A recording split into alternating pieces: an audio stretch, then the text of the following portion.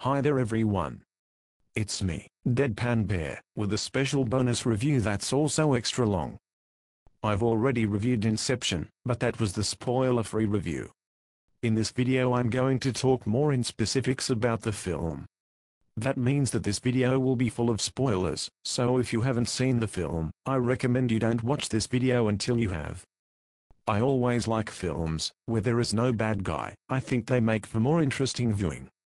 Conflict may be essential to story writing, but having an antagonist is not. While there are a few false starts on who might be the bad guy in Inception, like Sato at the beginning, then Fisher a little further in, and hints at Mole throughout the whole film, ultimately, the closest thing to a bad guy in Inception is the protagonist, Dom, himself. Fisher in particular is a pretty great character, and of course Cillian Murphy plays him so well.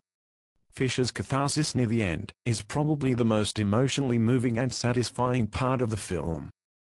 The same can't really be said for Dom's resolution. Honestly, I found it a little bit cheesy and over the top.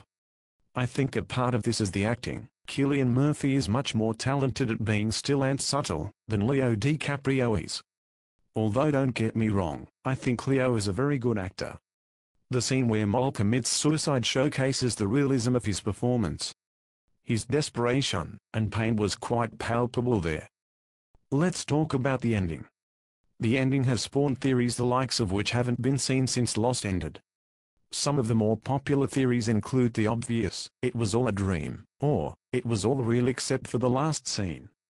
One theory supporting the idea that the end was real points to Dom's wedding ring, which he wears all the time when he is in a dream, but never wears when he is in reality, and in the last scene he is not wearing a wedding ring.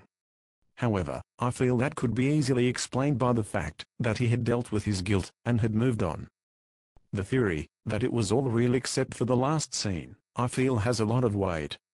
Mostly because the end of the film was wrapped up extremely quickly and a little too conveniently. The theory that Dom is still stuck in limbo, and the entire film is about him trying to escape, is another interesting theory. This theory supposes that Mole, who may not be dead, or the Michael Caine character, or Arthur, recruited a team to plant an Inception in Dom, to help him escape to reality. I think that's interesting to think about, but I don't think that that's the case.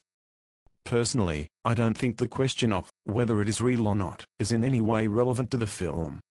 I think the purpose of the ending is to make you doubt yourself, doubt your reality, doubt the film. The film planted its own inception in your mind about reality, and the ending was just a way to reinforce that. It's a very clever comment on media, actually, and how our reality is shaped by the media that we consume. I think it is as Schrodinger's ending. You can make up your own mind depending on what you've observed.